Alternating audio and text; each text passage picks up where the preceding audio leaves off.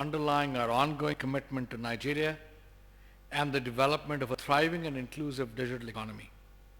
I personally am proud to represent my colleagues here in our Nigeria office and my colleagues globally in talking to you today. The economy is a key enabler for fueling growth, which creates new opportunities for governments, businesses, and individuals to thrive. Less than a month ago, the federal government of Nigeria made a very significant change of name in one of the key ministries. We now have a newly renamed Ministry of Communications Digital Economy. And the objective of this move clearly was to further expand the mandate of the ministry to encompass the goals of the digitalization of the Nigerian economy. This, of course, reflects the further commitment of the government to defining and implementing the right strategies to fast-track economic and social growth in Nigeria. As one of the leading global fintechs, MasterCard has been working with governments globally and across the African continent to build one of the foundational pillars of this digital economy, the digitization of payments. Across Africa and indeed here in Nigeria, even today more than 90% of all payments are done in cash. This cash extracts a very heavy toll on the economy. Our research globally shows us that the cost of cash is approximately 1 to 1.5% of a country's GDP. In the case of Nigeria, this can roughly translate to anywhere between $4 to $6 billion a year. This cost includes the cost of printing the cash, storing it, transporting it, providing the on and off ramps for cash to enter and leave the economy. Just as an example, in 2018, Nigeria spent somewhere around 64 billion naira in printing notes alone. The other key issue in the cash economy is that it actively discourages the growth of key economic actors. Take, for example, the micro SME sector. We all know that micro SMEs are the lifeblood of African economies.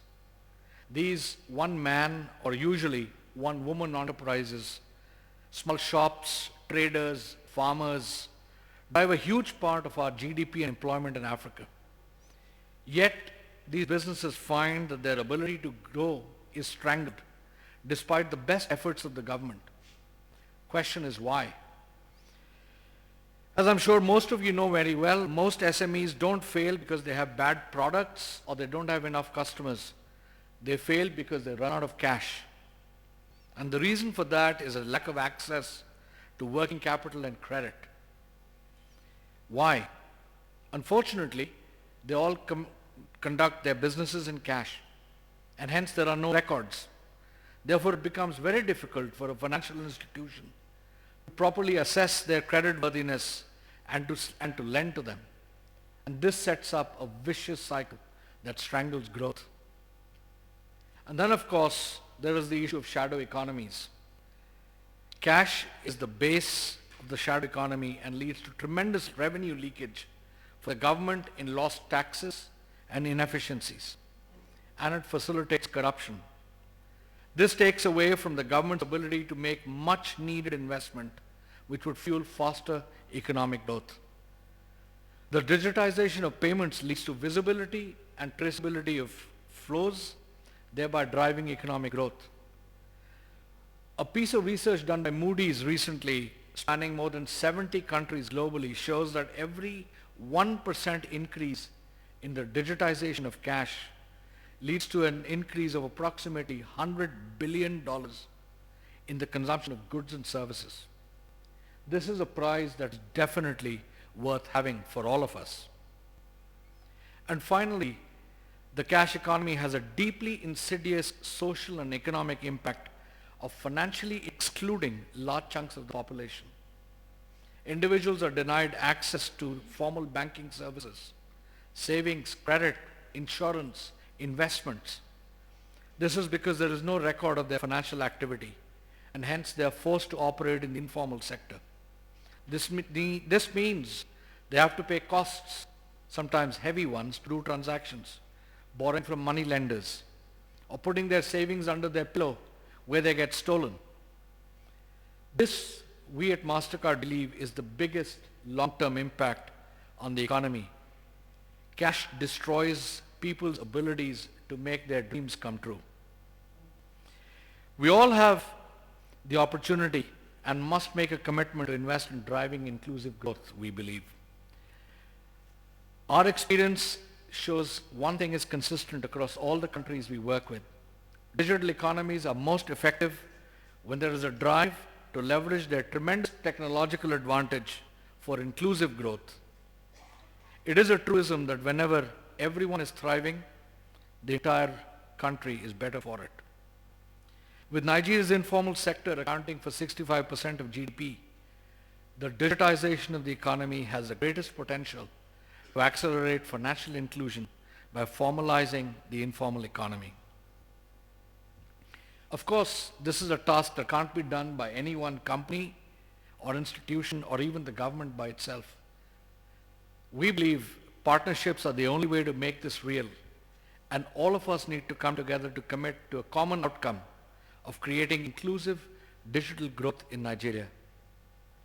Public-private partnerships, when properly focused and executed on the basis of sound business practices, can enable the platforms for driving trade and economic growth.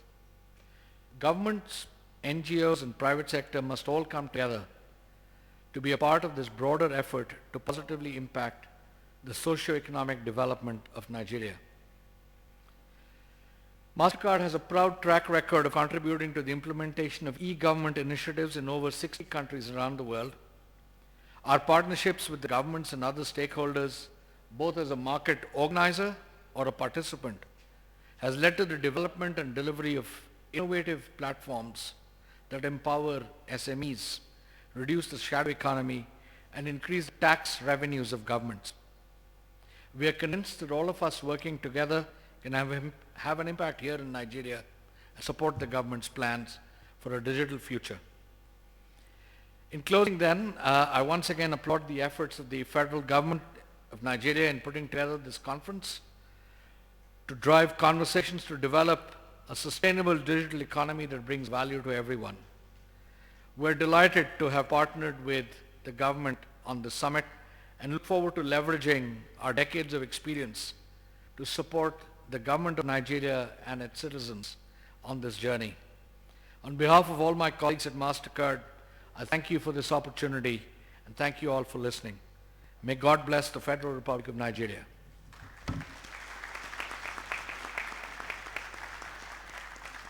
Thank you very much.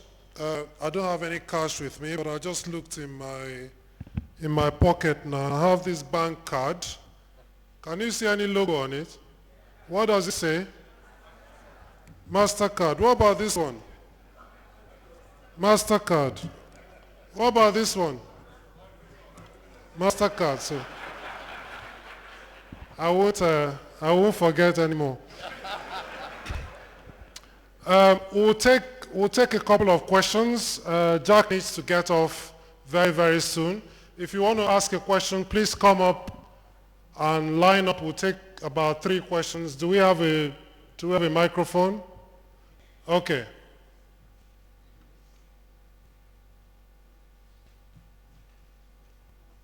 The lady will go first. We want female digital inclusion.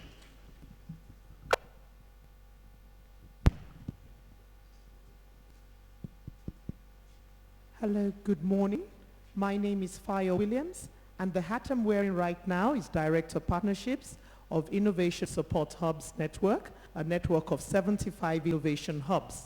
My question is to Mr. Jack Ma, and it is, government spending in Nigeria, according to Trading Economics, in the last quarter of 2018 was about 929 million naira.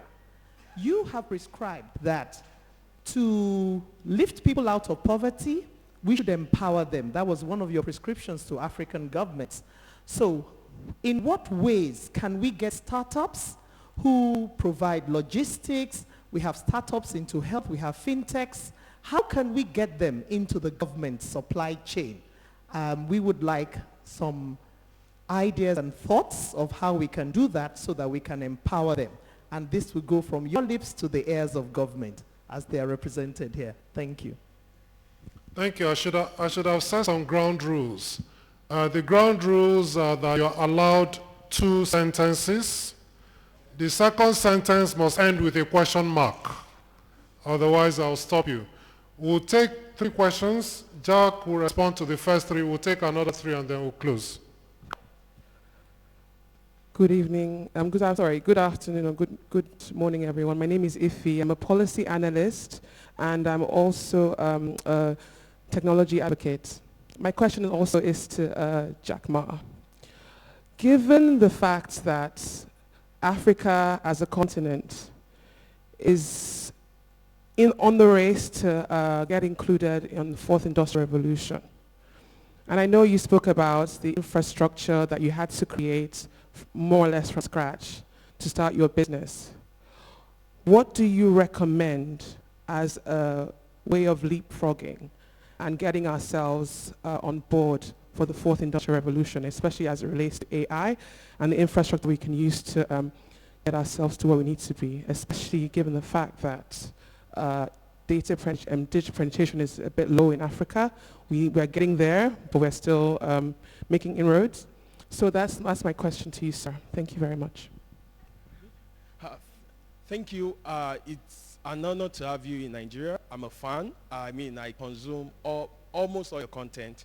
So I will be speaking on Sweden was actually pitched, the startup there was pitched, but I will be speaking on all the startups in Nigeria and Lagos, to be honest. So we really want you in Lagos.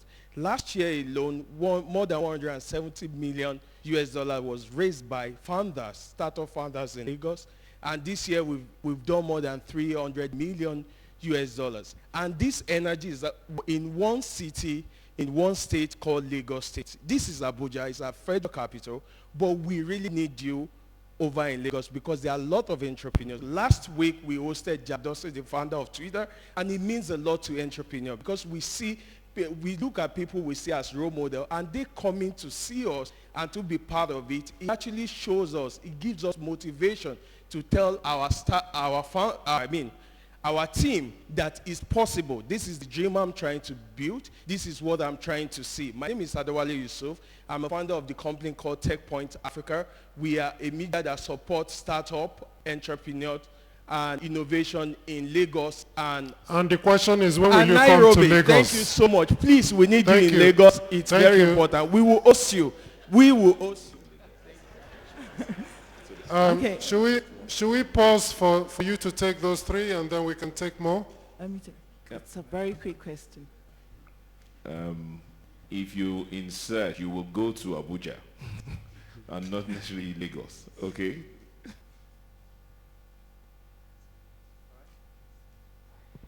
Okay, so I try to answer the first 2 questions. How to get into offering service to government? Well, can you hear me? Yeah. Well, honestly, when I started my Alibaba business, I told my team, in love with government, don't marry them.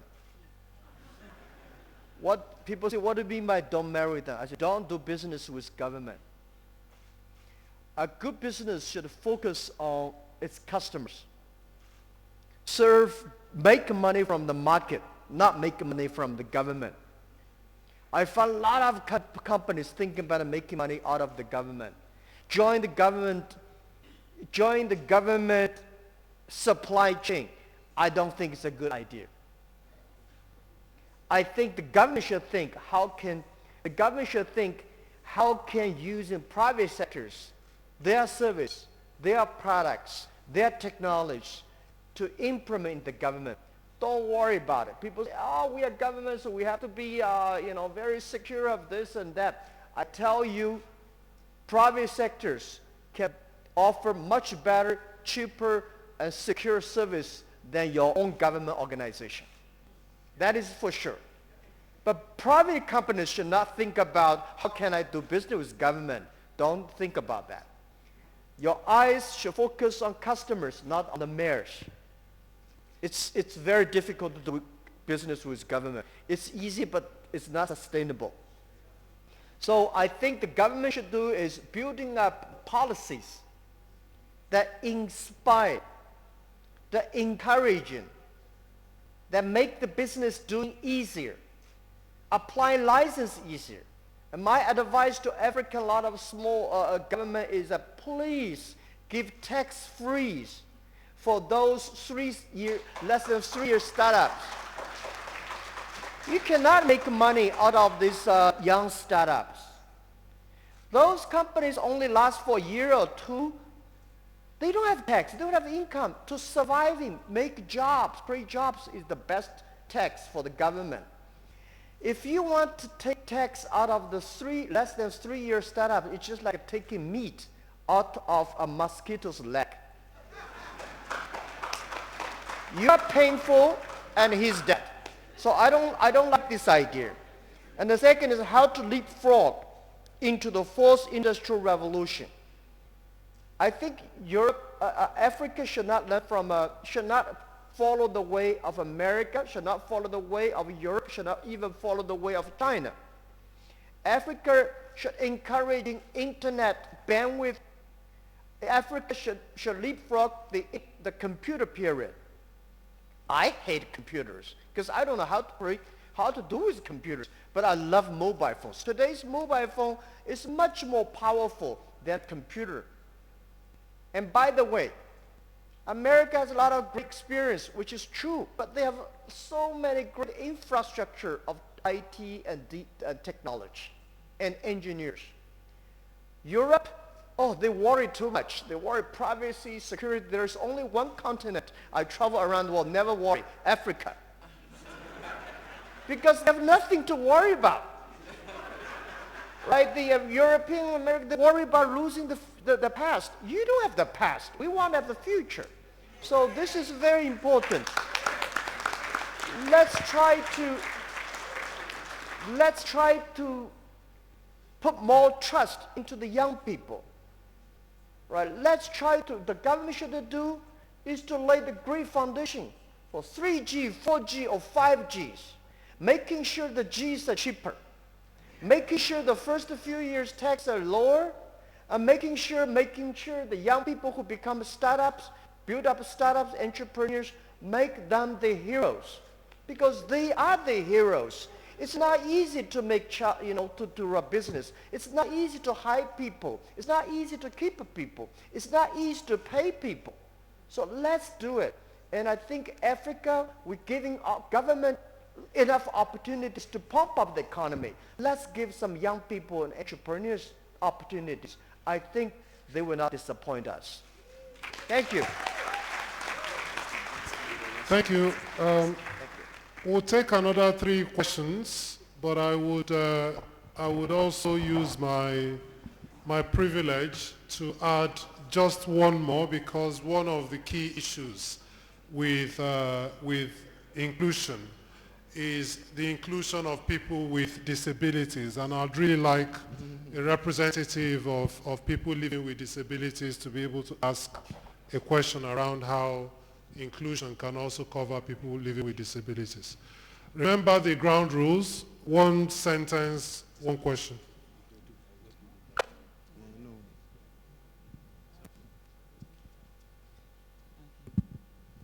Good morning. It's nice to be here this very beautiful day. I'm Binta Mustafa, a teacher, environmentalist, and a boarding entrepreneur. My question goes to Jack Ma and MasterCard. We've been talking about education and inclusion. I'm the initiator of African Street Business School and Entrepreneurship Hub. I'd like to ask Mr. Jack Ma, how can you match your words with action via the Alibaba Group to support me via a memorandum of understanding I just received from Sub-Saharan Open University to develop curriculum and business education in indigenous languages. We're piloting with Hausa language. And then MasterCard, you just called for a launch of EdTech innovators to disrupt education delivery in Africa. I would really like to ask for how can you help us to match this with, first of all, a translators hub, other languages within the sub-Saharan Africa, but first pilot, business education, youth entrepreneurship program, curriculum to be developed in indigenous languages. That's my question. Thank you. Thank you. I'm going to change the order.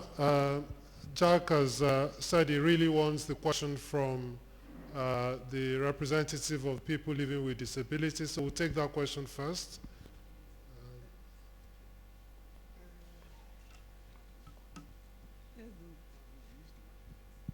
Thank you. I'm permission to drop my cane, because once a person with disability has the opportunity to stand in their place of strength, they drop all the access tools that they used to get there, and then they perform. So my name is Dolapo. I'm a person who transited into disability in the last 12 years. I was already skilled at what I do, and today this is my reality. And I realize that in this same reality, there are lots of people who have transited into disability, skilled people, and then we also have a critical mass of this same youth, of persons born into disability. The beauty of today is the fact that there is no better time to be living with disability, because with the digital access, nobody can see who you are. They cannot see the challenges you have. You cannot be stigmatized, and you cannot be excluded. So, Mr. Jack, my question, please, what can you tell the entire community of potential employers, competence building people, access to skills that are in the room and in diaspora and everyone listening?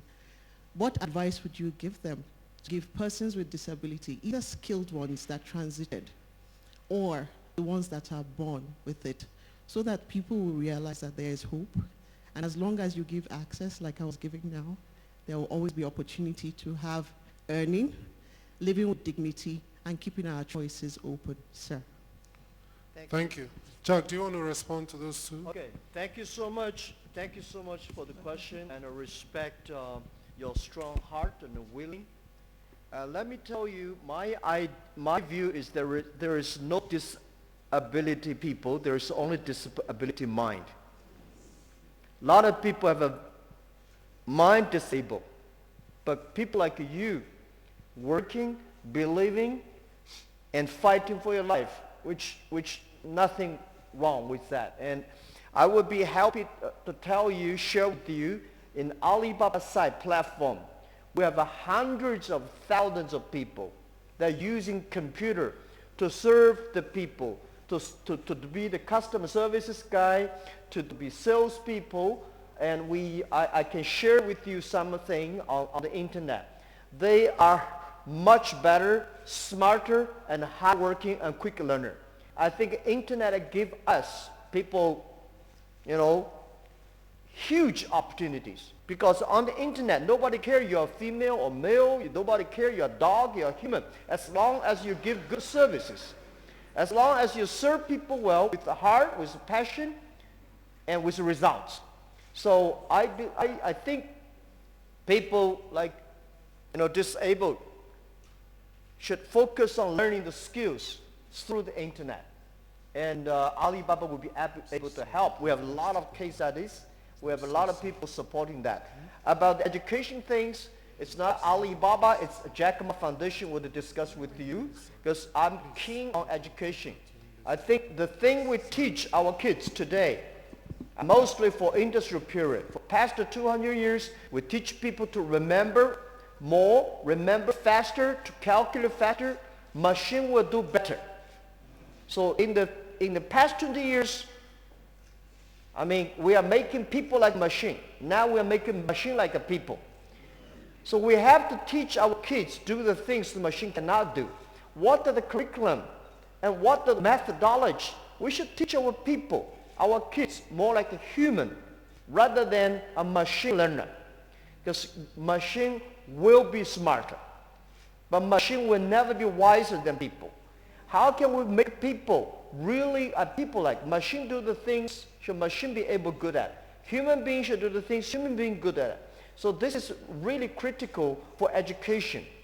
To change the curriculum, change the way we teach our kids, and this is critical important. So if you're interested in, we can discuss online or offline and look into the Jack Ma Foundation, and we can discuss about that. Thank you. Thank you very, very much. Round of applause for the panel, please. Thank you. I'm hoping that as Mr. Ma leaves, that His Excellency, the Ambassador of Sweden, will remain, and the gentleman from where? MasterCard. Because I'll be particularly interested to find out what the government of Sweden has done with regards to digital inclusion and what companies like MasterCard can do with regards to financial inclusion. So I hope they can stay on for a bit longer, but we'll just take some photographs now.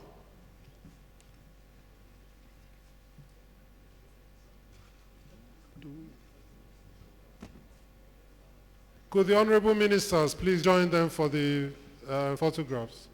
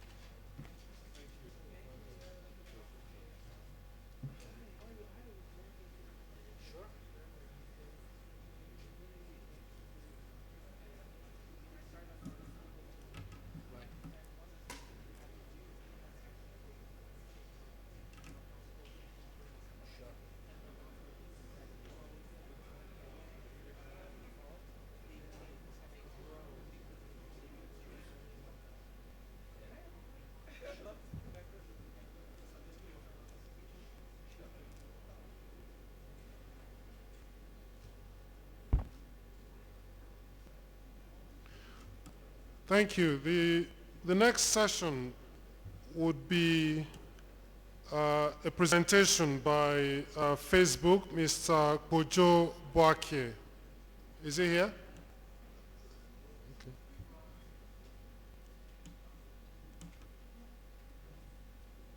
Mr. Kojo Boake is the head of public policy for Africa for Facebook.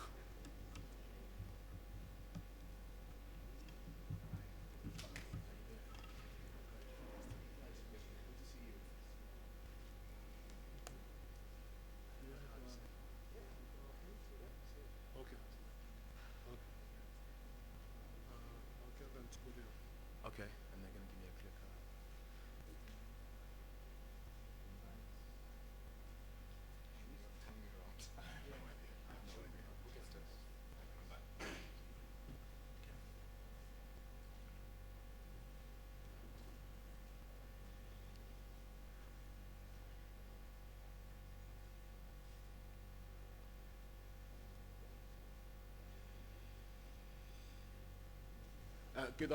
Good afternoon, everybody.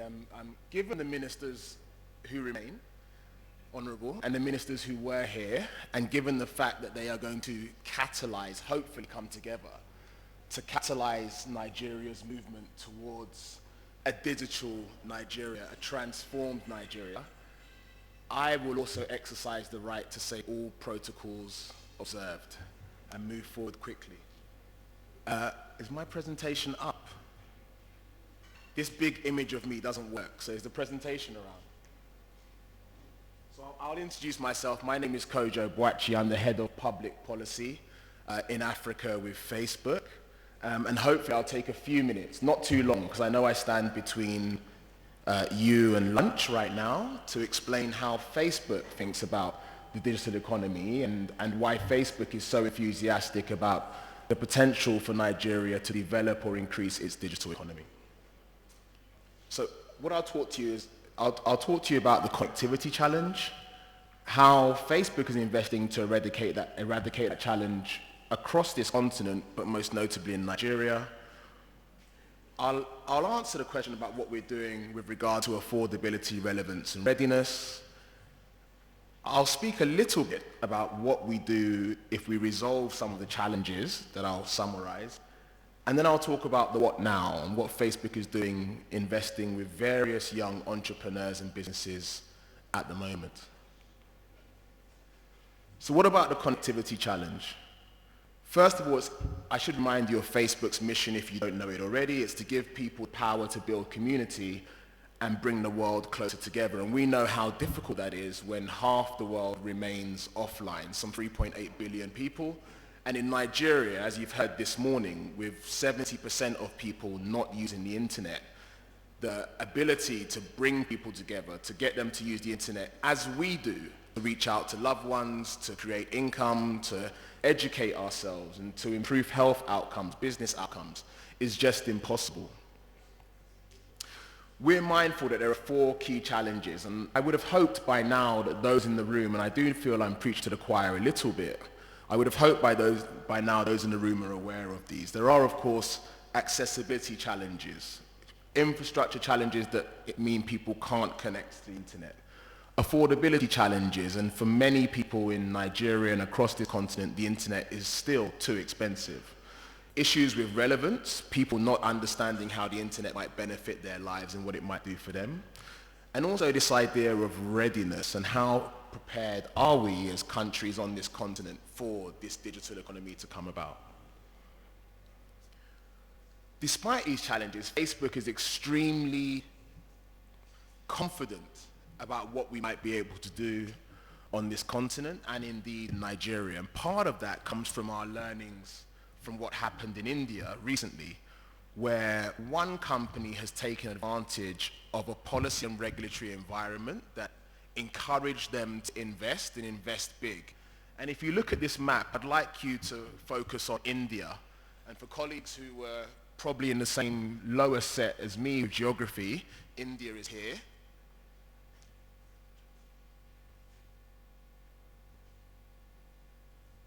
And I want you to notice how India in late 2017 was already kind of orange color, indicating that most people on the continent in India at that time connected through 2G and to an increasing extent, but relatively small, 3 and 4G connections. The yellow connections that you see that characterize parts of North America, for example, highlight how many people were connecting to Facebook for a 4G connection.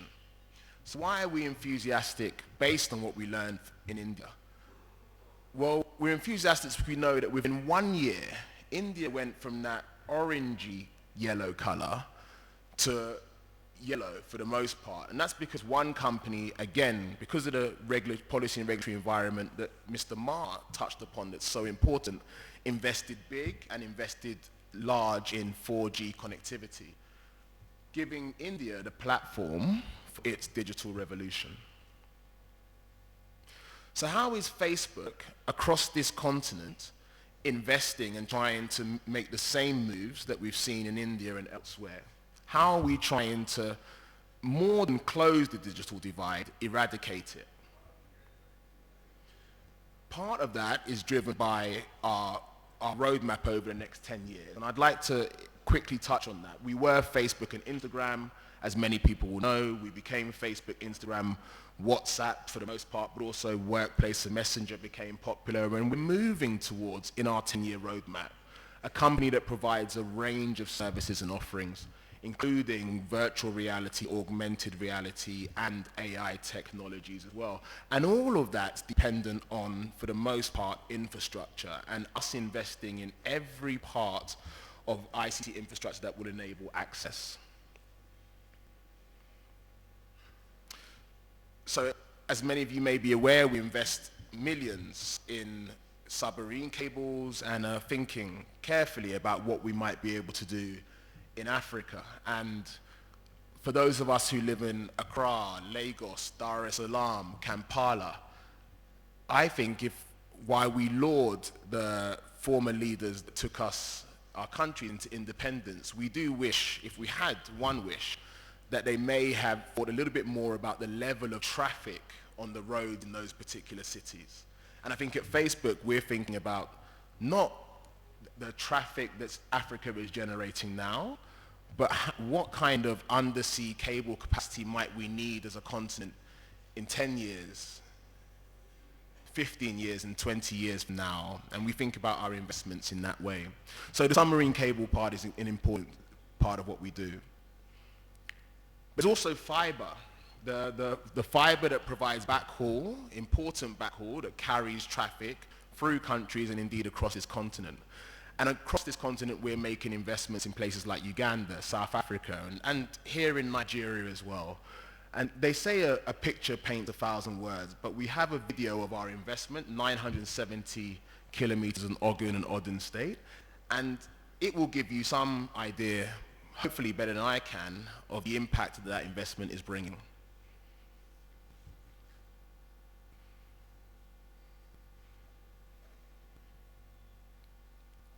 If we have the sound. If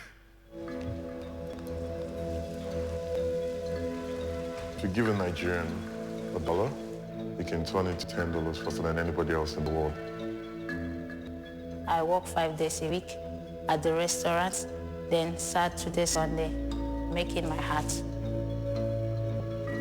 We don't have a physical store, so our orders are strictly online.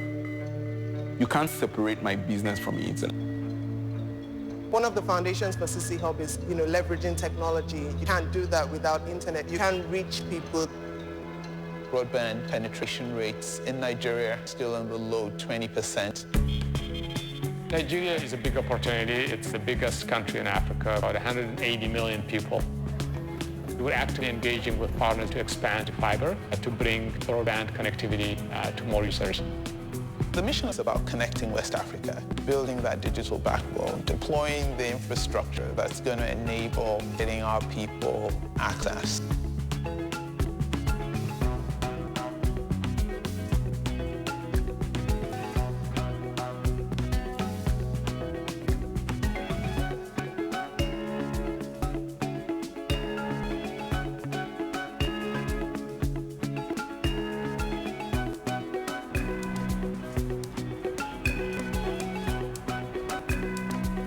We're expanding backhaul capacity, coordinating with government officials, digging up one roadway at a time.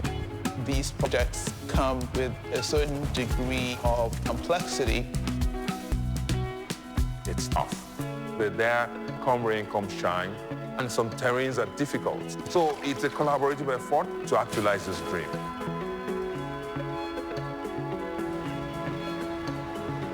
We have the capacity, we have the right partners to do this work, bridging the digital divide. It's a major milestone for us to be able to deploy optic fiber. It's going to increase our GDP as a state.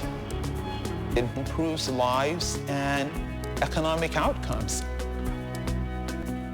To access all these people out there, we're creating a market. All you need to do is to upload your products. And anybody that wants to reach out to you doesn't have any barrier. Right now, with better internet access, we can create impacts at a much larger scale. Now, I post pictures of my hat online for customers to see. It transformed my business. In 10, 15 years, we will have transformed the society. If we could improve the outcomes for 100,000, for 1 million, for 100 million young people in West Africa, then my job is done.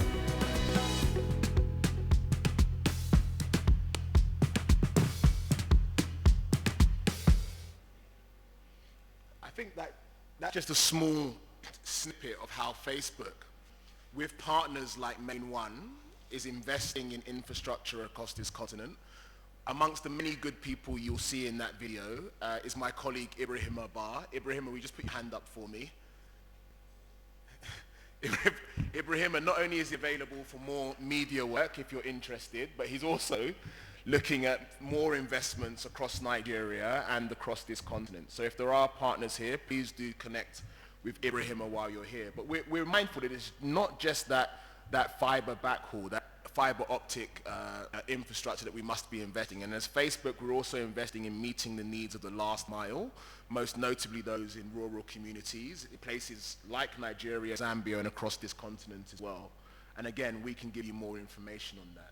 We're also, in keeping with our desire to build community and bring people together, have brought companies together. And this is a TIP initiative called the Telecom Infrastructure Project, where we've tried to break down the silos between those companies within the ICT sector and try to create an ethos of interoperability, both in business and technology between those companies. And we're so proud of the fact that companies have coalesced, including companies here in Nigeria like Main One and MTN and Airtel, around us in this way to create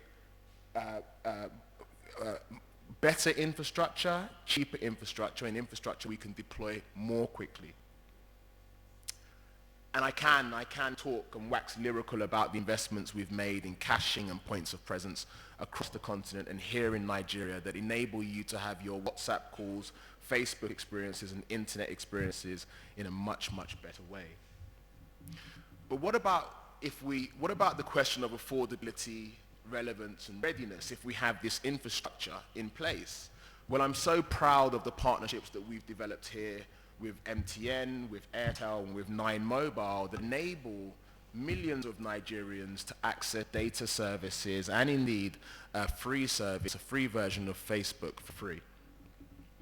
And we're now available in 29 countries, including Nigeria, with free basics, helping people understand what the internet might do for them and indeed why it can change their lives. And this, for the most part, enables them or encourages them to become the internet users that will characterize the digital economy in Nigeria. This is just an example of the services you see. It lacks pictures and videos, but does give people a data experience. And we see services like health services, education services, and indeed sports and news to entertain people as well. And we're grateful for our partners here in enabling us to do that. There are, of course, challenges to the digital economy, and across this continent we see them, and of course here in Nigeria, and I think Mr. Ma touched on some of those. But I did want to quickly summarize some of the challenges we see. There is a poor level of data about ICT usage and the ICT sector, and that's not just here in Nigeria, it's across this continent, which undermines our ability to make decisions. And actually that's getting much better with companies and organizations collecting and sharing much more data than they used to. I think there are myths around OTT players like Facebook, like Google, like Netflix, etc., that leads to inappropriate regulation. And actually there's a failure to understand that the ICT sector has moved on an incredible amount in the last 10 years, certainly in the last 5 years. There's the poor or limited implementation of broadband plans that we see across the continent. And Nigeria actually has one of the best broadband plans in Africa, or had one of the best broadband plans in Africa. We know government is intent on creating a new one. Some governments are crowding out private sector investment, as we know. There's the persistence of legacy telecoms policy and regulation. It creates a challenge in the digital age and undermines our effort to move towards the fourth industrial revolution. Mr. Ma made a fantastic point about how we might tax young entrepreneurs who will drive the digital economy, and there's certainly issues with taxation in the ICT sector. And I could talk about spectrum and internet shutdowns, which thankfully Nigeria hasn't had, but some countries on the continent do.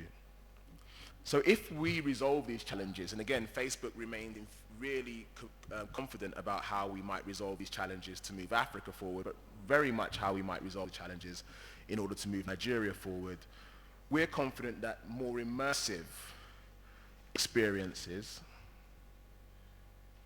with technology like Oculus, which we hope some of you will try once we bring it here and possibly at another event, to give more immersive experiences that enable people to really become intertwined with tech. And I think Mr. Mars spoke about how we train youngsters to do things that tech can't do.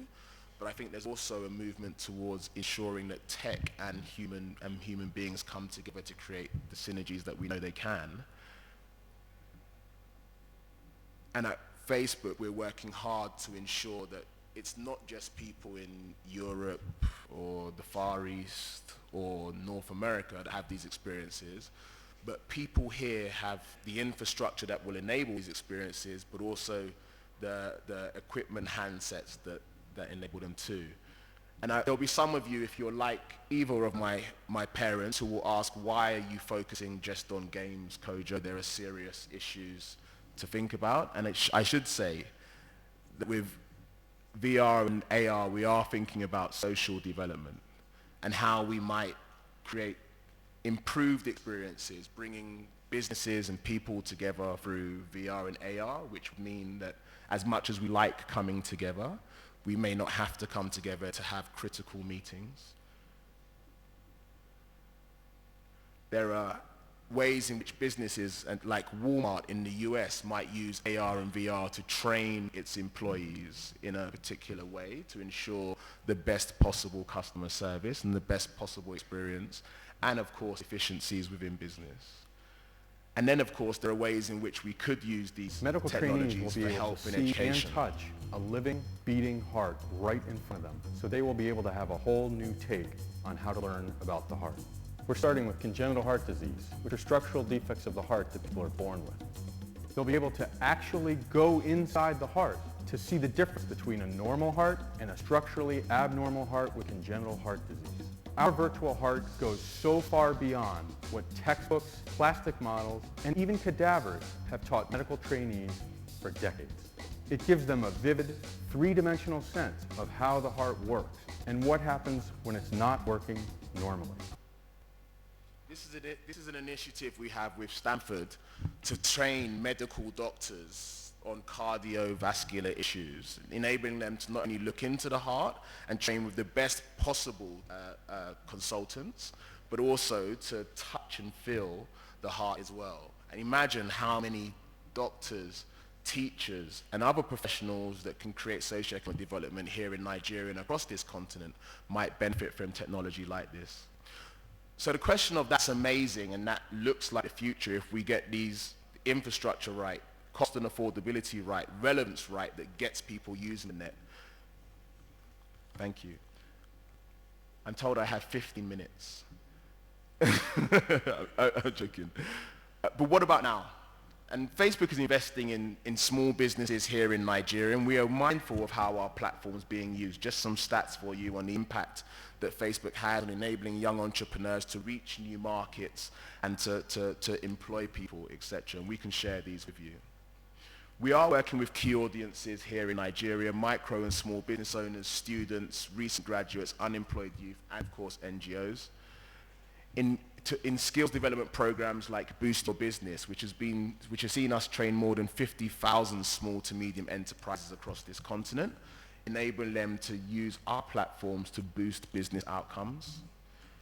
With programs like Digify Pro, and I met one of the managers of Digify Pro here at a drinks event yesterday evening, and we're giving young people skills to take jobs in the digital economy. And we're so proud of Digify Pro in South Africa and here in Nigeria, both of which have 100% record of getting the young people who take training with them on how to use and how to employ digital skills in the digital economy, getting them employment, and we're incredibly proud of that. And then training thousands of youth with regard to digital literacy programs here in Nigeria and beyond. And then just to touch upon, before I'm hooked off, the developer circles here in Nigeria, many of whom work out of the hub that we've invested in Lagos.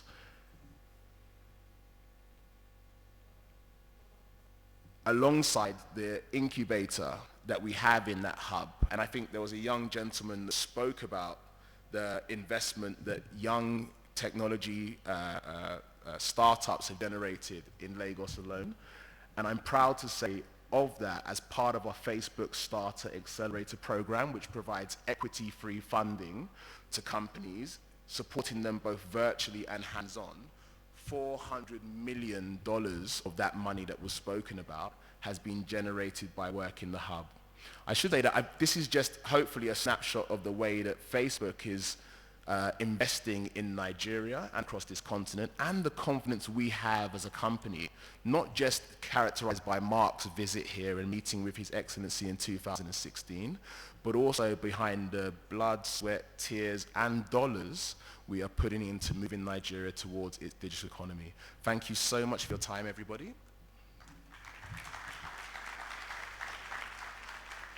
Thanks, apologies. I wasn't told how much time I had. That's fine, thank you.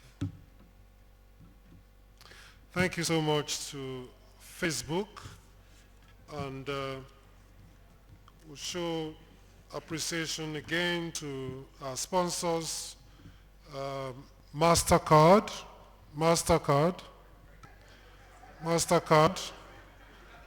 Facebook, the Kingdom of Sweden, Central Bank of Nigeria, the Bank of Industry, Foresight Innovation Consulting, Intermark, Business Day, SC. We're now going to have a ministerial and leadership panel, and that panel will start with a presentation by Grant Johnston, the Vice President, Enterprise Development, Government Center of Excellence, Global Digital Country Lead for MasterCard. He will be joined on the panel by the Honorable Minister of Industry, Trade and Investment, Otunba Niyi Adebayo, the Honorable Minister of State for Science and Technology, Barrister Mohammed Abdullahi, the Chairman, Chief Executive Officer of Yinka Folawiyo Group, Mr. Tunde Folawiyo. If you please make your way to the stage.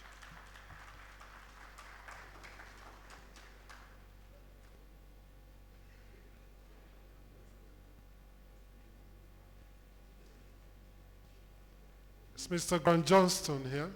Okay.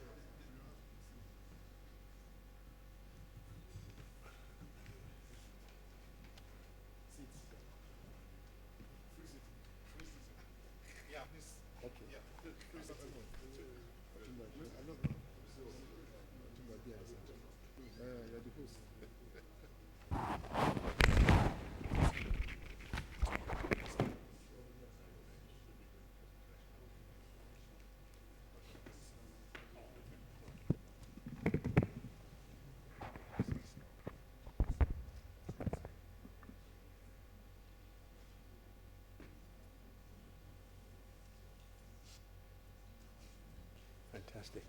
Grant Johnston, how are you? Excellent. No, we didn't meet this morning, no. Give you a card too, I have a card. I really appreciate it. Thank you so much for listening. Thank you very much.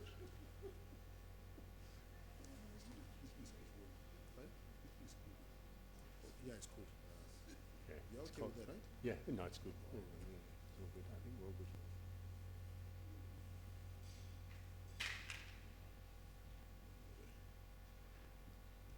I don't know whether they can't find it. I don't know looking for the presentation.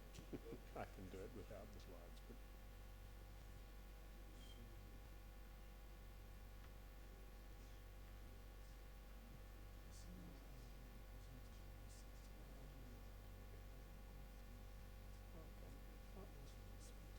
I can. They don't have it. Okay. Mr. Grant Johnston, the VP Enterprise Development from MasterCard, will make a few remarks and then we'll start the panel discussion. Mr. Johnston. Thank you so much. It's really a great pleasure to be here today to just talk to everybody about digital country plans and partnerships. I think Nigeria is obviously well on their way in terms of their planning process for the future. I did have a short presentation to show you. Unfortunately, there have been a few technical hitches, so I'll just talk to what we do and what my role is at MasterCard in terms of that digital country planning process. So the long and the short of it is the digital age is upon us. It's upon everybody. And it was really nice to hear some of the comments from Mr. Ma, and particularly when he spoke about Mr. Barack Obama, or President Obama, ex-President Obama. And one of the things that we're often reminded about by our boss at MasterCard, Mr. Mike Froman, he says, Mr. Obama had a plaque on his desk and it said, "Hard things are hard." And that's awesome, because what we're doing is not easy to do. We shouldn't expect it to be easy to do. We're here to solve those problems, and that's what we do. Now, MasterCard is a trusted network. We don't actually do individual deals with customers. We don't issue credit cards. So, you know, just like Apple is not a fruit and Amazon is not a forest, MasterCard is not a card. We're a trusted network, and that's what we do. We bring network partners together. And so we may or may not contract with the government to provide data. We may or may not have cybersecurity tools. In all likelihood, it's one of our network partners that will be providing the services. And digital's really fast. I mean, it took 75 years for the telephone to get to 50 million users. It took 19 minutes for Pokemon Go to get 50 million users. And so kind of we talk about education. What we don't need is hundreds and hundreds of schools with classrooms and teachers. What we need is technology in the hands of students. That way we can have one teacher in one place teaching everybody. Okay, awesome. Looks like we got the presentation here. So I'll just kick straight into that. So we can skip essentially digital, because I've just talked to that. There we go, Pokemon Go, 19 days. You can have a read of that. The long and the short of it is we deal with governments all over the world. Governments in more than 80 countries at the moment. We've included more than 300 million people. Our target's 500 million people. Governments have the same challenges. Just because it's Nigeria, and I heard somebody say Nigeria doesn't have a history. I thought, but maybe that's not strictly true. I think Nigeria has a history, but absolutely we want to get to the future. And really what that is, you know, we need to address some of these things that we talk about here for governments, which is tax collection, the issues of urban versus rural, the whole thing about the grey economy where people don't pay their tax, you know, urbanization is a big issue, and getting to smart cities. All of those issues we need to talk about. Our approach for MasterCard is really a very simple approach. It's quite straightforward, and it looks at the governance models that the ministers will talk to in a second. It's really about a great experience across any channel. It's talking about secure transactions, because bearing in mind, if we're on the online, it needs to be that. It's not having to have new technology all the time. It's about connecting the technology you have with other technology. And it's very, very much partner-centric. It has to be. If we're in a connected world, we need to connect people. We need to partner with people in the world. And part of that is us, as a technology company, thank you, helping governments. Really, and the span is very, very broad. We talk about humanitarian development. There's a lot of issues happening in the health sector. We've got cards now where ladies, if they take their child to be immunized, the record is kept on the card. The ladies are paid money for actually doing that, and it encourages the health of children. We talked about making citizens rich. It's really about health and education and participating in the economy, particularly an economy like Nigeria, which has got 200 million people that should be trading and being active in that. We talk about social infrastructures. We use it for law enforcement. We use it for government administration. All of these things can be talked about, but I think what we see today is really we've got to focus on the value for the stakeholders. There's particular value for government, there's particular value for citizens, and there's a place in that for business. How do we do that? And I think that's the conversation we shall have, and talk about what are the roles of those different participants in those economies. I think Raghav spoke earlier. We've done some high-level calculation for some economies about the cost of cash. The cost of the economy is about 1.5% of GDP. That's huge. If you could take that money and reinvest it into education, imagine what that's going to do. Okay, the presentation's gone. I was going to talk a little bit about, oh, there we go, it's back. Taking it all the way down to the micro level. Without any additional cost to the government, we managed to pay policemen in Afghanistan through a digital format, rather than money passing through different sets of hands, to the policemen. They actually thought they got a 30% salary increase. They didn't. They got the salary that was due to them. It just missed out all the filters in the middle. So I think those are the kinds of things you can do by bringing technology in. We didn't sign a deal with the government. We put the technology in place. What you had on the left-hand side was all these individual pieces all going into different agencies, talking with different partners, and really what we're trying to do now in the future state is put it all together, and that's where my team comes in, the digital country planning team, is we take all the disparate parts, we look at how they need to be delivered, we look at all the partners in the network, and we try to put forward a plan to the government and with the government in terms of how that will be delivered over the short, medium, and long term. It starts to look quite pretty when we put it into PowerPoints, and it really starts to identify the different pieces that we will do with the different stakeholders.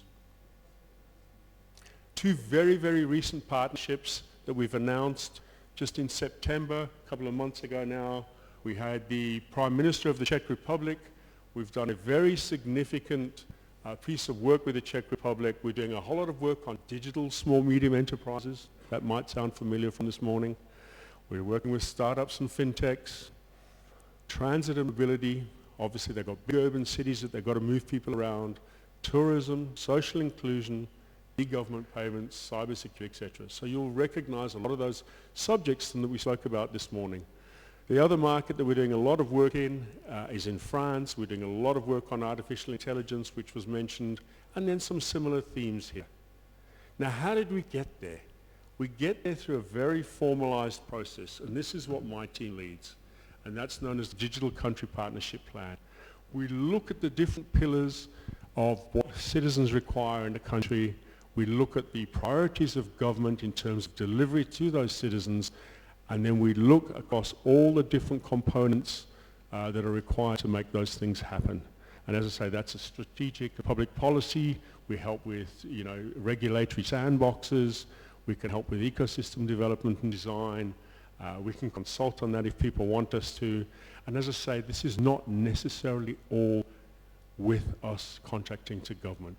It's about us bringing a network together of the participants in that network and ensuring that we have a strategic plan to take it forward. We would love to do something like that in Nigeria. And hopefully the panel will be discussing a number of these challenges, and we look forward to being part of that. Thank you. Thank you.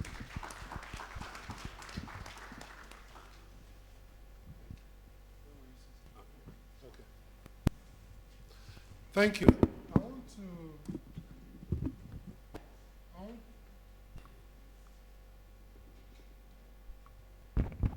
My village people are at work today. I want to start by inviting Mr. Tunde Folawiyo, Chairman, Chief Executive Officer of Yinka Folawiyo Group, to follow on the private sector conversation first before I bring the government ministers in. Mr. Folawiyo, your group creates a lot of employment, does a lot of business, uses a lot of technology. What barriers do you see when you come in contact with government in doing your business? Good afternoon all. Thank you very much, first of all, to the organizers for putting this great event together and bringing all these good minds into the room, and to our host minister for inviting us all and being a wonderful host, and all other protocols observed, as they said. Now, for us, I think the Yinka Folawiyo Group is a group that started in 1958, and we started off as a trading company and have moved on. And basically why we're here today is that we have been able to adapt and invest and change over time. And We are very much cognizant of what needs to be front and center going forward. Government will not do it all, and I think Mr. Ma, it's actually difficult coming after Mr. Ma because apart from his legendary status, he has also touched on a lot of the points I would have sort of highlighted as well. But I'm going to just quickly give you some anecdotes about how we got here and where we think we're going, and from personal experience. So you asked me what I think government should do. Of course, we have the roadmap. Government should be the enabler, and government should stay out of the way, and government should, all those nice things that people like to tell us.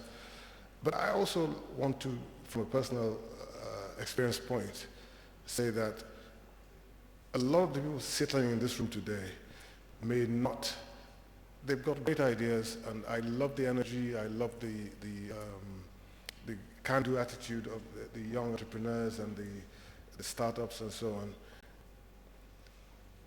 It's difficult for traditional investors and governments to a large extent to recognize what these people can bring to the economy. And the only way you can actually think about it sometimes is, I was at the forefront as an investor in the mobile telephone movement in this country. And I'm sure all of us here, if we look back 20 years ago, most, especially the young ones here, won't even remember. But the older ones like us will be wondering how we would travel to Abuja, and if you didn't roam your phone from Lagos, you would not be able to make a phone call. And how there were only 250,000 landlines in the whole of Nigeria that were effectively working. So today we just casually, oh, this MTN line is, that Glo line is not working, that Airtel line is not working. But we forget that only a short 20 years ago, we didn't even have any lines. We couldn't make calls. And if you see how the economy has grown on the basis, on the back of that revolution, where I think telecoms is now, if I'm not incorrect, between 9 and 11% of our GDP, which was zero in the year 2000. I implore you that just, if you can just take a snapshot from then till now, that will help you imagine what the next 20 years will be, but on quantum levels. The pace is going to be that much faster. So we really absolutely need to change our mindsets in terms of investing, in terms of supporting, and we need to support these people now who have the bright ideas that are going to take us really where we want to be. So I could go on and on about the fourth revolution and how Nigeria has to be an integral part of it in Africa. I agree that we do not have to follow any other model, create our own model and do what we have to do. Why do we have the champions of the tech industry today, the Nigerian ones that we know, how many of them are actually domiciled in Nigeria? Very few. They're domiciled in offshore jurisdictions because that's the only way they can raise money without having to go through all the sharp focus and endless questions that are normally attached to Nigerian companies. So local entrepreneurs have to back these people. Without advertising ourselves, we have an incubator that we've been, over the last 2.5 years, we've been writing small checks in the scheme of things for local entrepreneurs in this, in the tech business. And I think if I'm not incorrect also, we've been able to take, in 2.5 years, we've taken 5 companies to Y Combinator as proper companies. So we see the opportunity, but we also know that we need help from the regulators. The enabling environment has to be built. And I'm going to end up by saying that, look, if you take a country like Rwanda, if you look at the, Rwanda has moved to being the 41st nation in terms of ease of doing business rankings. It's a tiny nation. When did they start? You can set up a company in Rwanda today from here on your phone, and in 8 hours your company will be up and running. In fact, 6 hours, because I remember saying 8 hours to the head of investment, and she was very upset when they said, no, it's not 8 hours, it's 6 hours. So those kind of things are what we need from our friends from government here to help us. And I know that Otumba is passionate, deeply passionate about improving this index for Nigeria. So we are here to support you. Send us on errands and we'll be good to go. Thank you. Thank you so much. Otumba Adebayo, I used to be in government until a couple of years ago. And I find that there are usually issues when government tries to implement things that are of a cross-cutting nature. So if you take an example like youth development, you have a Ministry of Youth and Sports with an interest in youth development. You have a Ministry of Health, a Ministry of Women Affairs, a Ministry of Education, the Vice President's office, all of them with an interest in youth development, but you struggle to find where the lead is. And so when we talk about improving digital inclusion to enhance the digital economy, how are we going to come about better coordination within government? How do we know who the lead is, and how do we get government to work together and speak with one voice? And I'm really happy that your counterpart, the Minister of State for Science and Technology, Barrister Abdullah, is here. I'd also like to hear his take on that question. But you first, sir. Thank you. Thank you very much. Yeah. Well, you rightly pointed out that there are many different ministries that are involved in different facets of governance.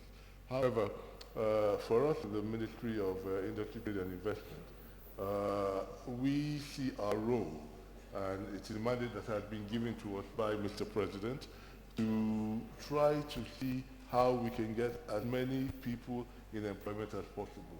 Like I pointed out in my talk earlier, the President has this dream of getting 10 million people out of poverty over the next 10 years. And we see our ministry as being very key to that effort. With regard to the specifics of your question, as a ministry, we are prepared and we have gone out of our way to cooperate with other ministries. We have, for instance, in the planning of this summit, as you're aware, there is the Ministry of Communications and Digital Economy. So when the idea of this summit came up and we were approached by the conveners and we agreed to host it, we were approached by our colleagues in that ministry that it should be their area of influence. So we agreed and incorporated them into it. My colleagues from Science and Technology also pointed out that they were key to this thing as well. So we invited them on board as well. So the more the merrier is the way we see it in our ministry. And the whole idea is for as long as we can all work together to achieve the objectives that we want to achieve, we're prepared to do so. Thank you, sir. Barrister Abdullah. Well, let me join my colleague Yinka Fayo to acknowledge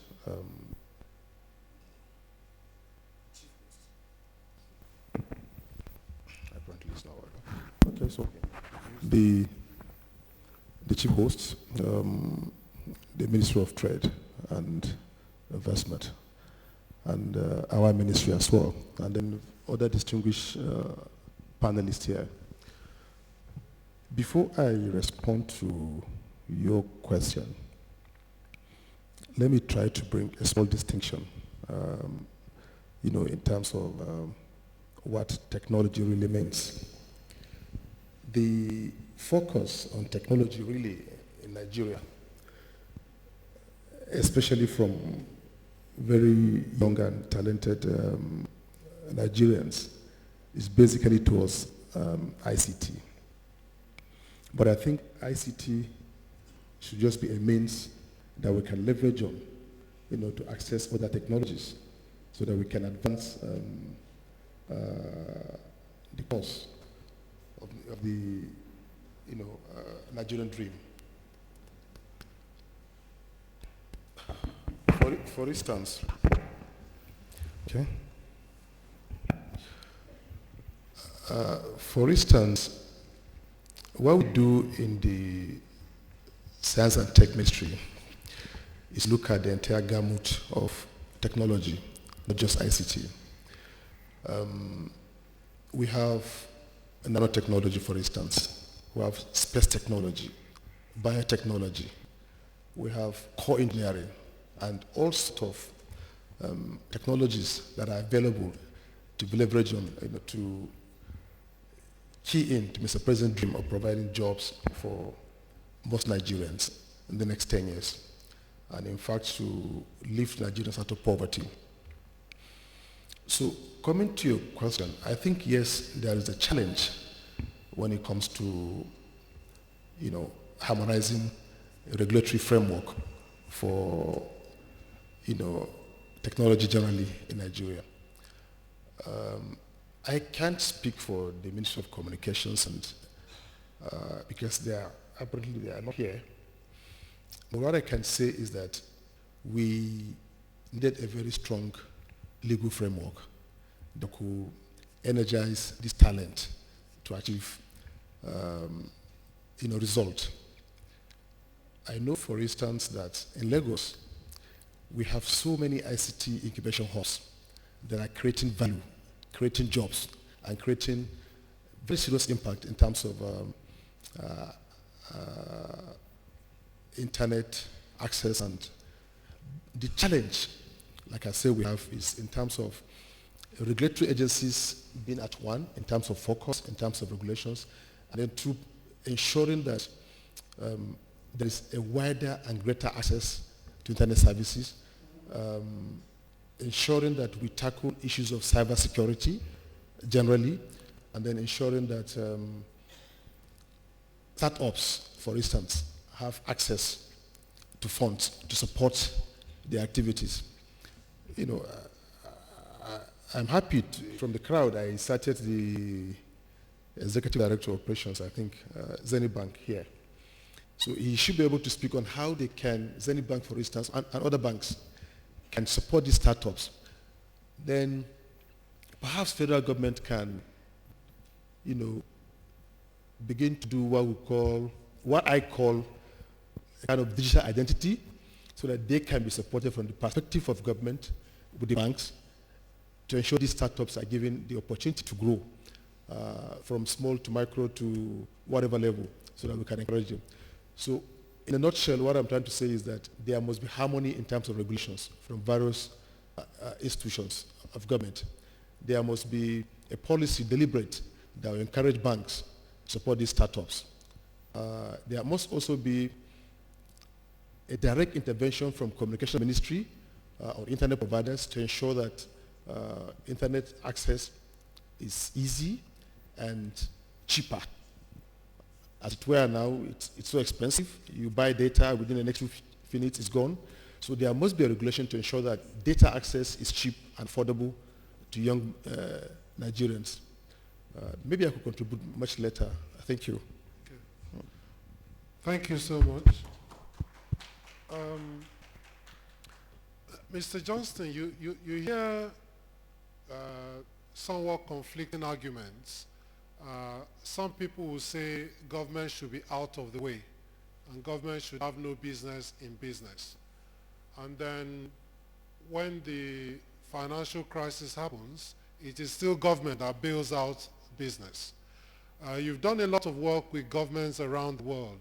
What should be the proper role of government in improving digital access to the economy?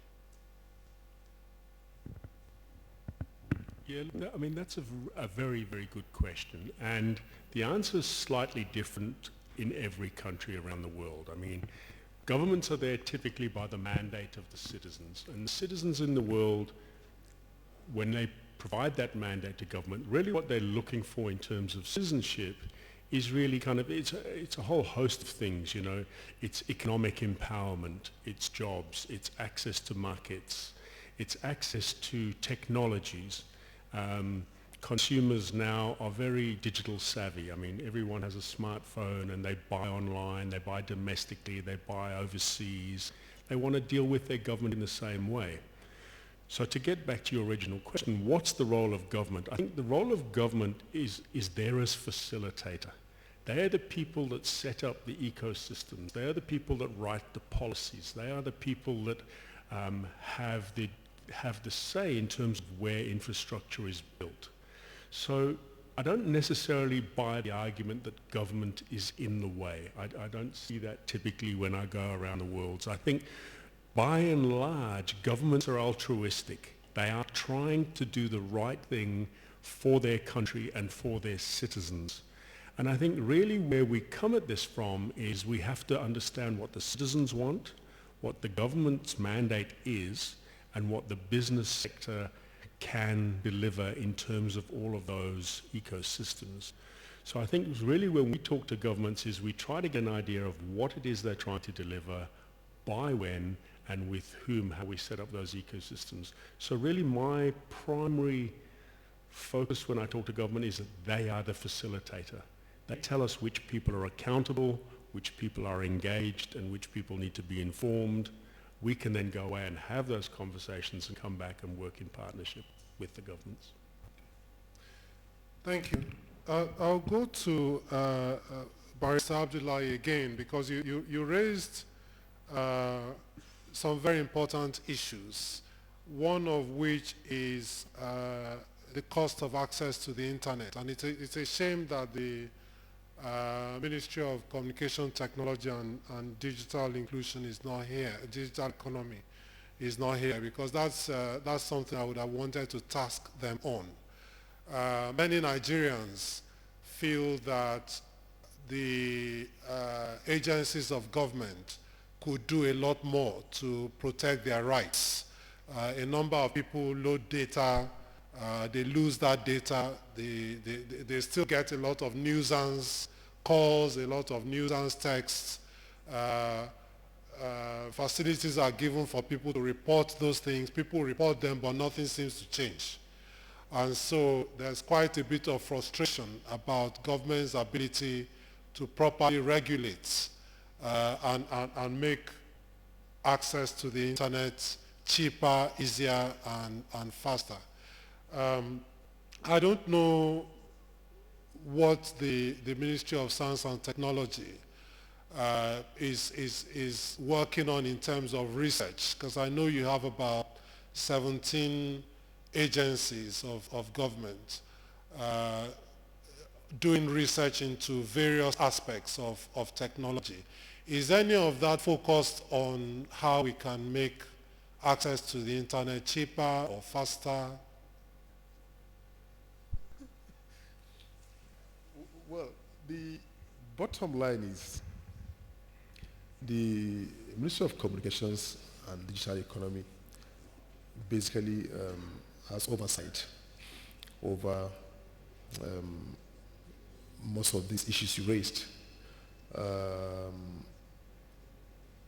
The Ministry of Science and Technology in terms of R&D is basically focusing on different kinds of technology. So without necessarily being more Catholic than the Pope,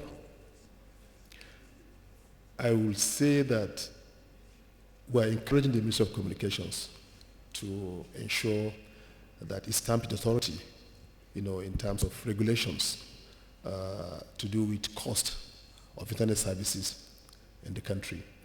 At the last Executive Council meeting, the minister spoke at length on the efforts they are making to ensure that some level of control is brought to bear in terms of cost of data.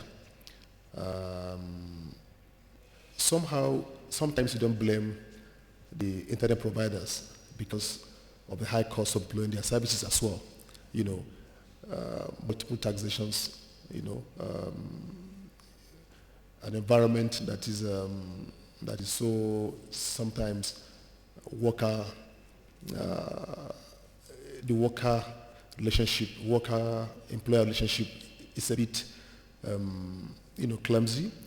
And the agitations for minimum wage also increases the cost of service provision. So sometimes you don't really blame them. But government is trying to say that... Who do we blame, sir? Let me help you out there. Please help me.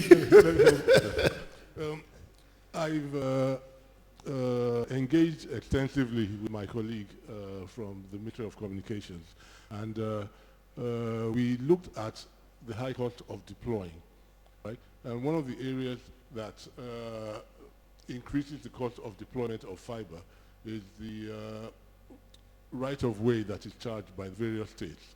So there is a plan for all the states and the ministry to meet and come up with one common tariff, which will reduce that high cost. Because you go from one state to the other and you have different tariffs. There are some right-of-way belong to the federal government. You have a different tariff for that. So we have to get all that and make it uniform. There's going to be that engagement because government is desirous of seeing to it that there is deep penetration of data connectivity within the country. We want to encourage, a rapid deployment of fiber all across the country to enable us to get this deep penetration. So we're going to sit down together as a government, state and federal, with a view to coming up with one common policy, one common tariff, which will enable us move as quickly as possible. That's very encouraging. Thank you, sir. We're going to open it up to the audience now. If you want to ask any questions of the panel, please come to this side, and we'll take a few questions before we round up. Do I have a microphone?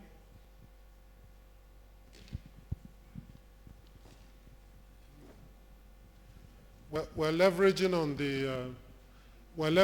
the one government mantra of the federal government. That's why I'm asking the Minister of State for Science and Tech and the Honorable Minister for Trade and Investment with issues to do with the Ministry of Communication Technology and Digital Economy. It is one government. Please go ahead, sir. Good afternoon, everyone. My name is Victor Lehman. I'm the Acting Director General, Nigerian Office for Trade Negotiations. Your Excellency, the Honorable Minister of Industry, Trade, Investment, the Honorable Minister of State for Science and Tech, and all other protocols observed. Mine is just an observation, really, and I think we need to work together with other countries across Africa to ensure that this is resolved. The issue of localization of data and cross-border flow of data, of course. And the need to allow tech companies to decide on where they want to localize their data to the extent of the fact that it makes economic sense for them to do so.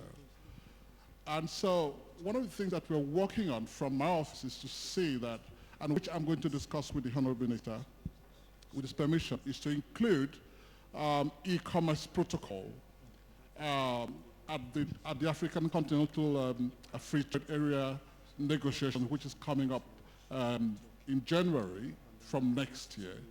The second phase of that negotiation includes IPR, that's intellectual property rights, investment cooperation, as well as competition policy. But most importantly, I think, is to ensure that we include e-commerce protocol as part of that conversation.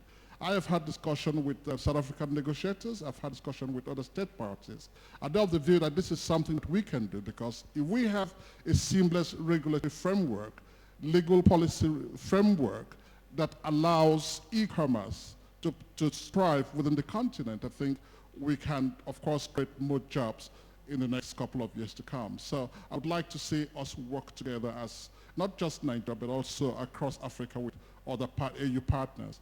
Thank you very much, sir. Thank you. Okay, I didn't know where that question was going at one moment. So, so my name is Vivian Nwaka. As I said earlier, I'm founder of MedZaf. And so MedZaf is a pharmaceutical data company. And what we're doing is we're facilitating the flow of medication from point A to B using data. And let me just tell you that building that database of all of the thousands of medications, from your Sanofi to Pfizer's to all of your tier 3, random Chinese and Indian generic medications, was probably the biggest and most successful feat of my company today, but one of the hardest things that we've done. And if you think about it, our counterparts in the US, they don't have to spend and invest money on that piece of their business because the government already has it. It's all the information's already there. You just create an API, plug into a database, and then you build technology and tools to facilitate, pharmaceutical industry based on what's already there. So my question is, and I'm not the only company that's had to do this, right? So if you look at almost every single other sector, that's really what the Nigerian or the Nigerian entrepreneurs are actually doing, is this kind of aggregating this data, building it up themselves from scratch. So I really would like to know how the government will help support us and help us democratize this information so that instead of focusing on, on things that take away from our core business, we can be focusing on how to improve and further these industries that we work in versus kind of doing the work that we should get support from. So I really would like to hear what you guys have to say about that. Thank you. Okay, we'll take one more before we ask the panel to respond. Thank you very much. I'm happy that I could finally ask this question. So I run a company called RIBI, and we digitize cooperatives and trade groups. The annoying part is that there's no single functional digital record of cooperatives and trade groups in Nigeria. There's no single digital or functional record of cooperatives and trade groups in Nigeria. That's about 30 million people who are active, who are registered in sheets of paper in various offices in Nigeria, who you don't have any record of them, or no central record of them. Now, just like Vivian said, we have to then invest our very limited capital to do this work. And I mean, thanks for the Bank of Industry and a few other people that we've worked with in this endeavor. Now, that's just to tell you the amount. I mean, ITOP is here, I think, is having to also create a national registry of stolen cars or something like that, because the Nigerian police doesn't have that registry either. So if your car is stolen, sorry, bye-bye, that's the end. So, sir, and I know a lot of effort is going into Digital Economy Summit. Larry, thanks for the invite. But the big question here is, what's the real plan? What's the real program to create a Nigerian digital economy?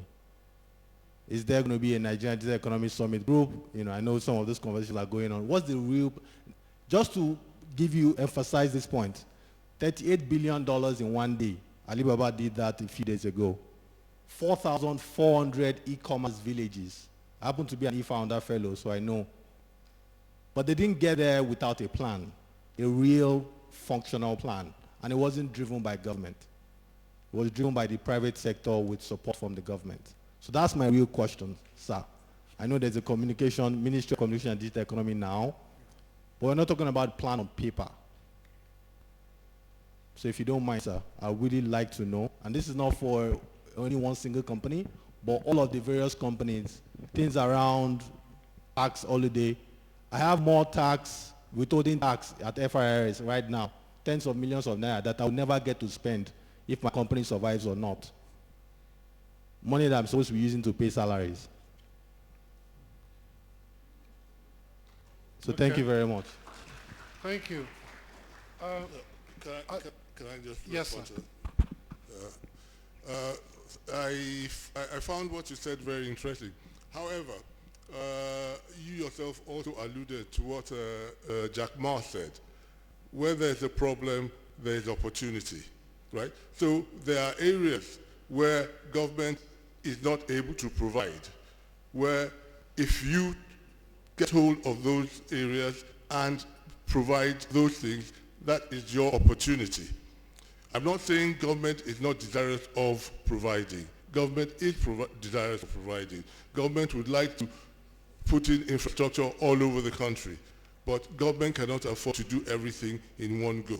this government is being very responsive, which is why we have supported this summit. We intend to encourage it to be a yearly thing. And this one was at very short notice. I believe we've already started planning towards the one for next year, such that it would be bigger than this. So government is desirous of being helpful. Government is desirous of doing everything you'd like government to do. However, where government is not able to do so, like Mr. Mao said, there is opportunity for you in the private sector. Honorable Minister, sorry sir, if I may clarify. My point is there going to be, it's not an event. It's not once a year, it's not the next event next year. It's the fact that I need to pay salaries next month. And several other companies here. There needs to be an office, for example, that can listen and say, hey, why am I paying these taxes if I'm not able to pay salaries? Why is there no internet that works? I have 7 internet companies in my office. It's not Mainone's fault. I know they've done their best. So I'm saying, is there a plan to have a structured office, a structured program, and not just, like a real office, a real program, not funded by government, probably funded by CBN SME's fund, because it doesn't end in 4 years. We need a plan that doesn't end in 4 years. I don't know if you're aware, we have the Nigeria Investment Promotion Council, and that council take care of all these questions that you're talking about. Let me also add that one thing we don't want to do is to create yet another office. We have way too many. I think the relevant part of your question is there a plan and is there a structure? And different parts of government can draw from that plan and draw from that structure and contribute to it. We certainly don't want to create yet another office. But I want to, just before we close, ask Mr. Stanley Jacob to just make a few comments, because we have the opportunity of having 2 ministers sitting with us here. Mr. Jacob is the head of consumer distribution for EcoBank, but he has also another role. Mr. Jacob, is there a microphone?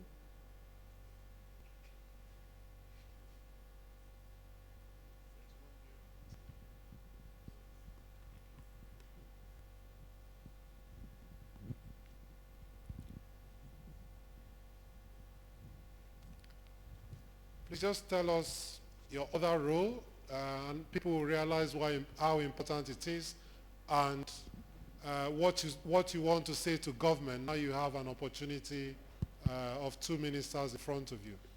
Okay, good day everyone.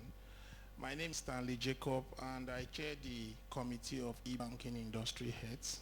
That's the body of chief digital officers from all banks in Nigeria.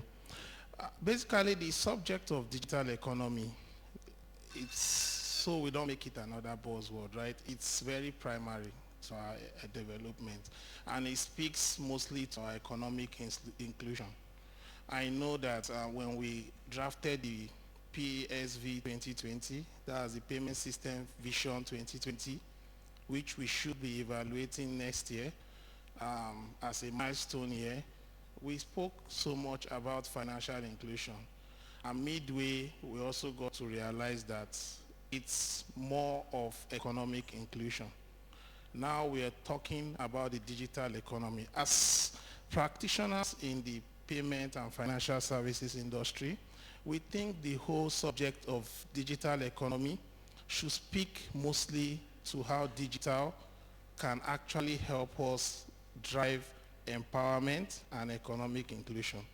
Just so we know, between 2014 and 2016, there was a decline in our financial inclusion statistics. So we had more people excluded year on year within those 2 year cycle.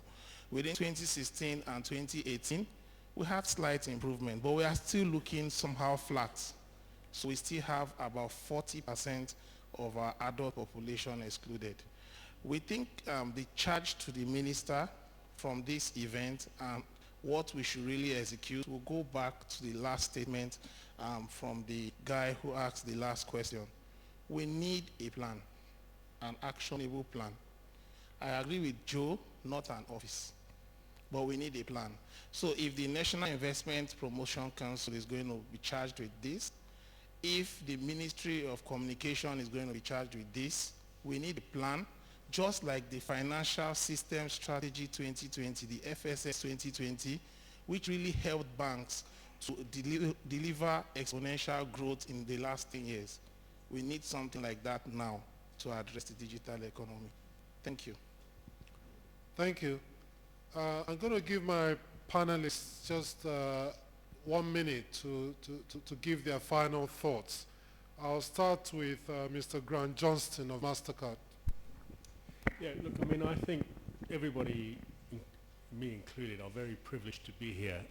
It is not often that I see ministers sit up at a panel and take unrehearsed questions from an audience. So my very special thank you to both ministers here. I think just that level of transparency puts Nigeria in an awesome place.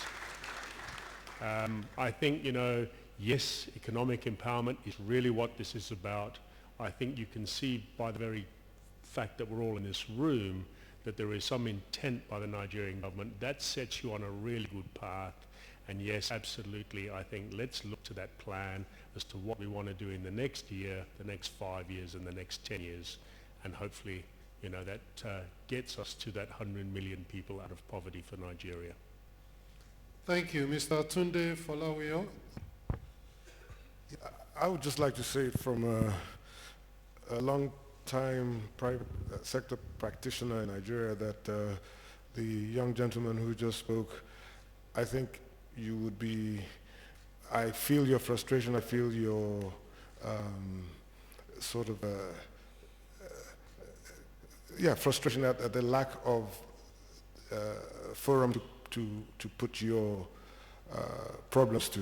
But I think, please take to heart what the Honorable Minister said and what Mr. Jack Ma said earlier, that in listening to you, you pointed out at least 3 opportunities that I saw that you could actually grab hold of and take control of.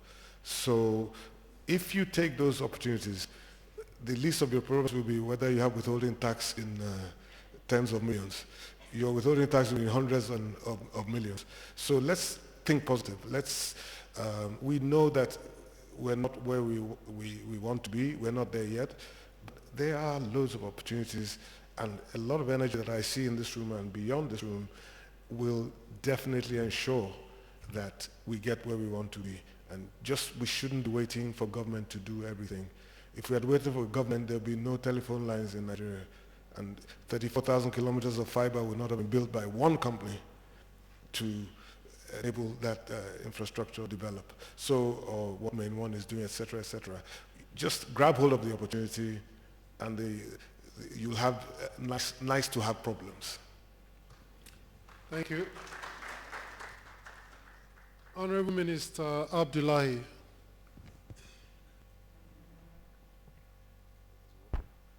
Okay, I think my comments will drop off, probably from this question from the floor about leveraging on the digital economy to see how we can improve manpower and improve on our economy generally.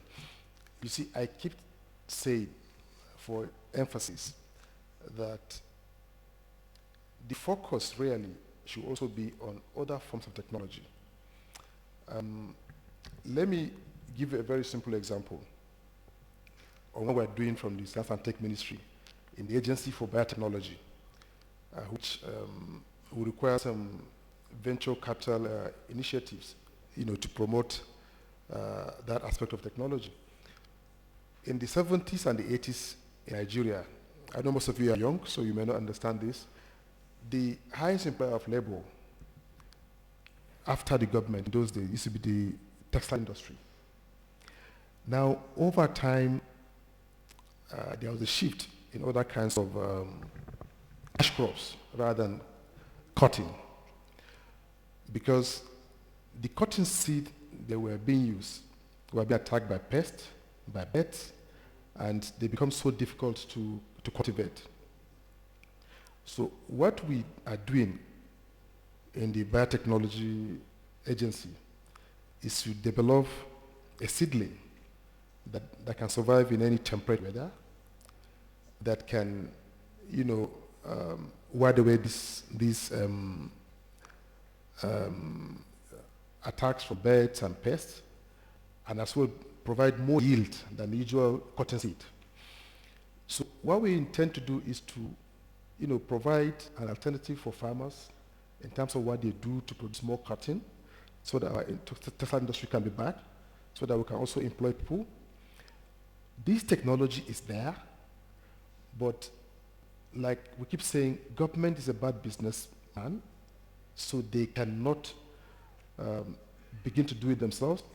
We need venture capitalists who can say, look, let me take this, let me use this, let me farm this in large scale, and see that we can provide the basic raw materials for the textile industry, and then provide employment for our youth, ensure productivity, and etc. So there are a lot of things we did in terms of R&D that requires support from venture capitalists that can move the country, out of this unemployment challenge. So I am calling on the young people here to leverage on our findings in Science and Tech Ministry, use ICT to advance these research findings for the benefit of all of us. So I'm calling on all of us to focus not necessarily on internet hubs, but also on other kinds of technologies that will drive our economy forward. Thank you. Thank you. Honorable Minister Adebayo. Yeah, thank you very much. Let me point out something so that I want you young entrepreneurs to understand. We as a government are facilitators. Our being here today is so that we can learn from you what problems exist. It is from you that we know what the problems are, and then we go back and try to see how, as a government, we can resolve these problems. My office is open. As a ministry, we encourage people to come over to us and tell us what we can do to assist. It is our job to assist, and we are ready, willing, and able to do so.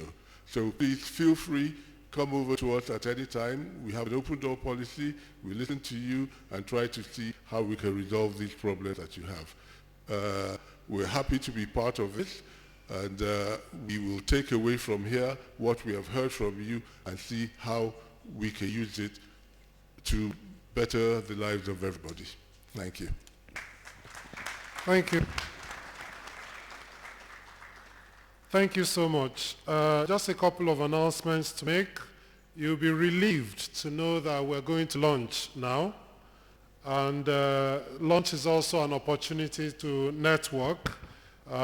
We've made arrangements for women in business to be able to network, and also the traditional sector leaders are able to meet with leading tech business startup founders over lunch.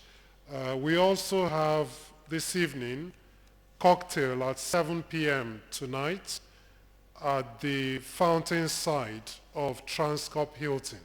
And you're all invited to that. As we break for lunch, may I please ask that you give my panel a resounding round of applause.